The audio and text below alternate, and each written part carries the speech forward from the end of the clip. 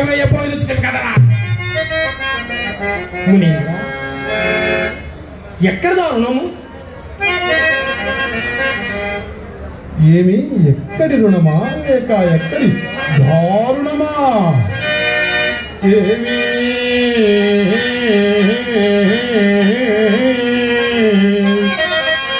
ఎక్కడి దారుణమా? అసలు అసలు లేదు.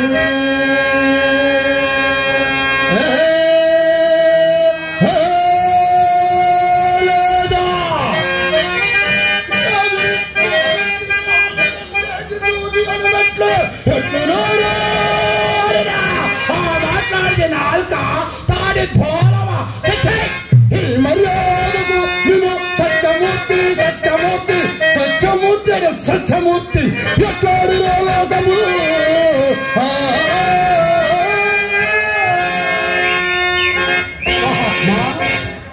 మమ్మల్ని అన్యాయముగా బాధించడం మీకు పాడియా మహాత్మా? ధరణి సర్వస్వము నీదే, ధరణి సర్వస్వము నీదే, భారతవాసి.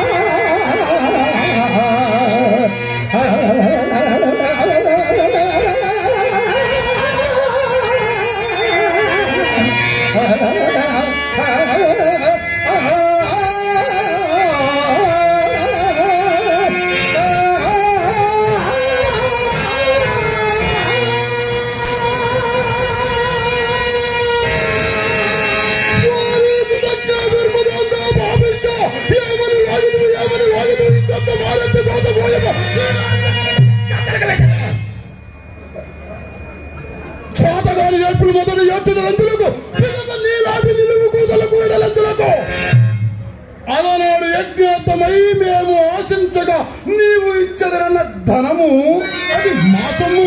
మరి మాకు రావలసిన సొమ్ము మేము అడుగుతా లేని అప్పుడు తలంగట్టనియా.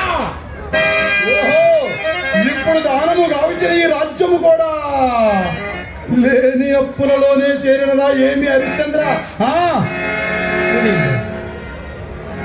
కోపింపుకమయ్యా,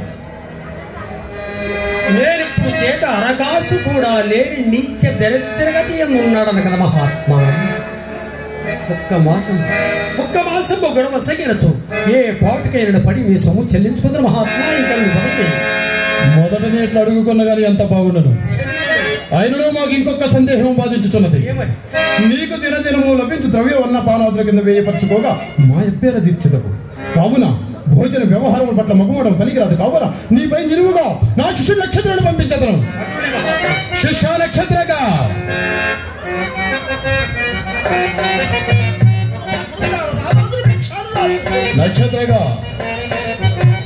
అతడే హరిశ్చంద్రుడు. మనకు ఇవ్వవలసిన రొక్కము ఒక్క నెల దినంలో ఇచ్చిందట. ఇందు ఒక్క కాసైన నువ్వు జారవిడవక మొత్తం కూర్చుకురమ్ము. హరిశ్చంద్ర ఇతడే నా ప్రేషిత నక్షత్రకుడు. చిన్ననాటి నుండి గడుగు హరాభముగా పెరిగిన వాడు, ఆయాసముడు వట్టి అలిపిరికి ఆకలైనప్పుడు తిన్నగా ముప్పుడు అన్నము కూడా అడగనేనగడ కావున ఈయన వేళ తప్పింపగా మా కుమారులు చూసుకొనము. అటువే మహాత్మా సాధ్యమైనంత వరకు అట్లే చూసుకునే సాధ్యమంటున్నాడు. అక్కడ సాధ్యమైన సాధ్యములు ముందున్నవి, మరి అవి నా చేతనున్నవి. నీవు ప్రాణం ఇస్తాము. హరిశ్చంద్ర, నీకేమైనా పిచ్చియా? నా ఎంతటి వారి ఉపదేశం త్రోసి వేసి పడరాని సన్ను తన ఒక్కుపోతున్నావు ఈ నిష్కాల పాదయంతులకు. సక్కదనాల సుక్కయగు నా పెంపుడు కూతుర్ని నీవు వివాహమాడము. అట్లు కాదేమి నీవు పడుపాట్లు కొత్తలు మరవు. మహాత్మ అది అంతా కర్మాధీనము మహాత్మ. చూడము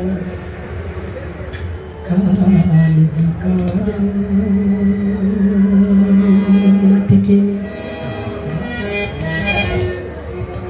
కాలిది కాదన్నటికి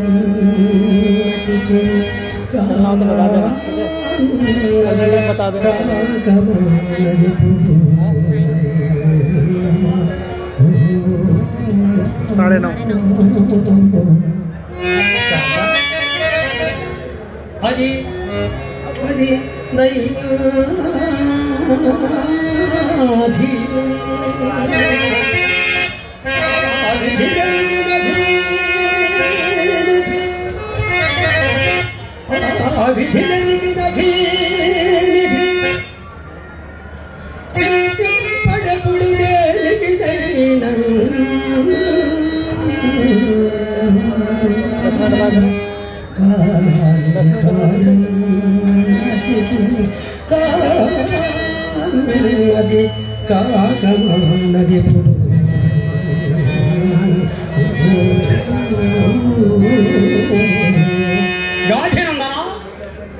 నేను ఈ కష్టములు అధికంగా భావించి ఆ కల్పము సత్య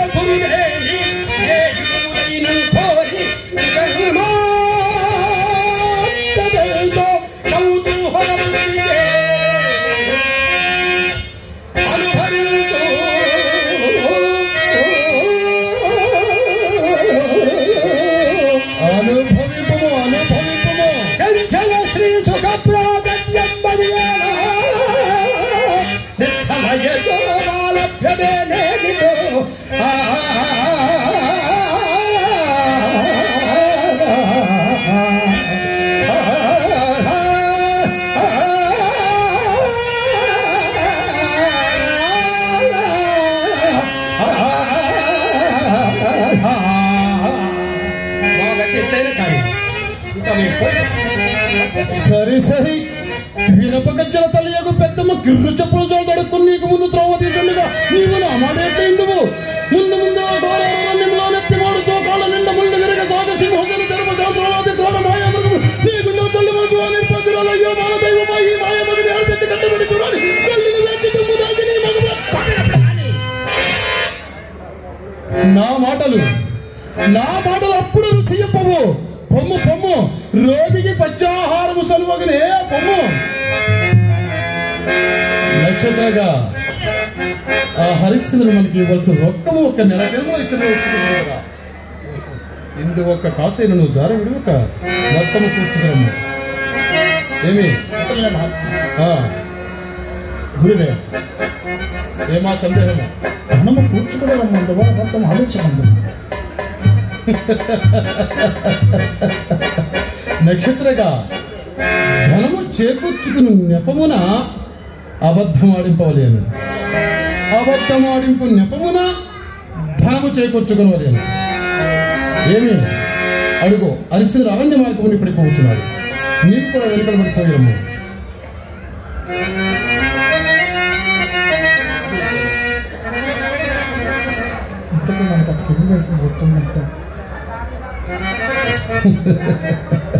నక్షత్రగా ఇటు రమ్ము. అసలు ఆ హరిశ్చంద్రుడు మనకు ఇవ్వవలసినది లేదు, మనం పుచ్చుకోవలసినది లేదు. ఇదంతయు ఆ హరిశ్చంద్రుని అబద్ధం ఆడించుటకు మనము పన్నిన పన్నాకము. ఏమి నీవు దాన్ని పోయేటప్పుడు ఎవరైనా హరిశ్చంద్రుడు మీకు ఎంత ధనము ఇవ్వాలని అడిగినా కానీ ఆకాశములు నక్షత్రములు భూమండలంలో వేసుకునేవాళ్ళు రెండిటిని కలిపి గుణింపవచ్చు. లబ్ధమే మనకి ఇవ్వాల్సిన రొక్కము. అతడు ఇచ్చుచునే ఉండవలేను, ఆ సొమ్ము మనం పుచ్చుకుంటూనే ఉండవలేను, ఇంకా అప్పు తీరగానే ఉండవలేను. ఎట్లందువేమి బంధావులంపుపై బలవంతుడొక్కండు నిలసి నక్షత్రగా ఇంకొక ప్రత్యేకత కలదు. అట్లు పైకి రథం నా తపస్థితి ఆకాశంలో అంత చేసి ఆకలి సంధింప చెప్పను. ఇందులకి కొలచుటకు గాని పరిమాణము ఏమి సంధ్యావందనమే సరిగ్గా తెలియదని నుడుగుతుంది కదా. మార్గ మధ్యమును మరిసిన ప్రమాద మొదలు ఒక్కసారి వెళ్ళివేయము.